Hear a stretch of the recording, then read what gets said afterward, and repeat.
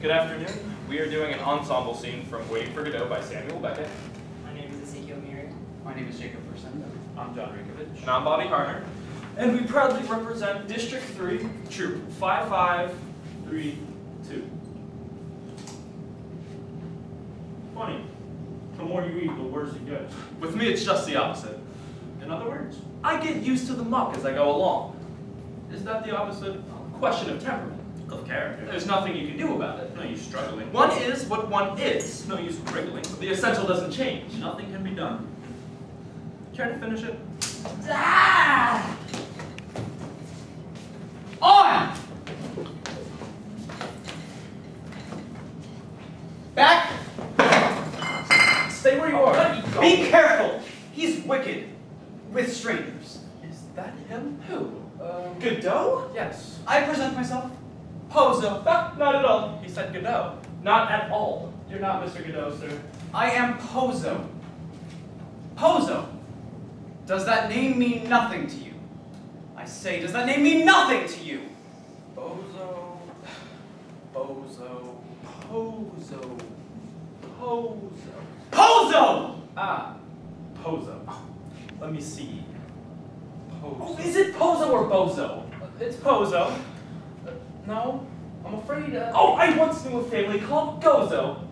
The mother had the class. We're not from these parts, sir. You are human beings, nonetheless, as far as one can see. Of the same species as myself. Of the same species as Pozo, made in God's image. Well, you see, it's... Who is Godot? Godot? You took me for Godot. No, sir. Not for an instance. Who is he? Oh, well, he's a kind of acquaintance. Nothing of the kind. We hardly know him. True, we hardly know him at all, but all the same. Personally, I wouldn't even know him if I saw him. You took me for him! Well, that's to say, the dusk, the strain, the waiting, I confess. Waiting? So you were waiting for him? Well, you see, Here, on my land. We didn't mean any harm, we meant well.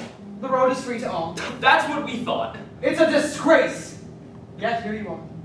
Nothing we can do about it. Let's say no more about it. Up, pig! Up, hog! Every time he drops, he falls asleep. Back! Stop! Turn! Gentlemen, I am glad to have met you. Yes, truly happy. After all, I have been journeying alone for 6 hours, yes. 6 hours alone and not a soul in sight. After all, I get lonely without the society of my likes, even if the likeness isn't a perfect one. Stool!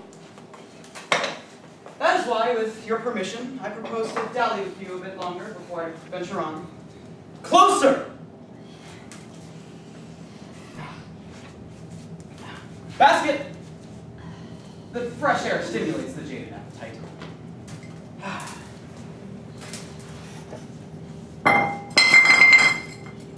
Basket!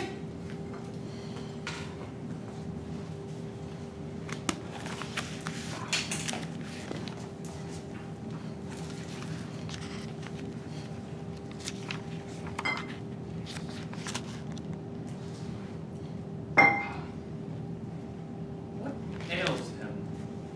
He looks tired. Why doesn't he put down his bags? How do I know? Oh, be careful. Say something to him. Oh, look at his neck! What? Oh, here. Oh, I say. A running sword! It's the rope. It's inevitable! It's the chafe. It's the knot. It's inevitable. He's not bad looking. Would you say so? A trifle effeminate. Look at the slobber. It's inevitable. Look at the slaver. Perhaps he's a goiter. A creep. Maybe he's a halfwit. It's inevitable. Oh, and look at his mouth. Just panting. Oh, and his eyes just goggling out of his head. Looks at his last gasp to me. It's inevitable. Ask him a question. Why? You ask him a question. We have nothing to lose anyway. Mister, louder. Mister. Leave him in peace! Can't you see he is trying to rest? Basket! Basket! What can you say?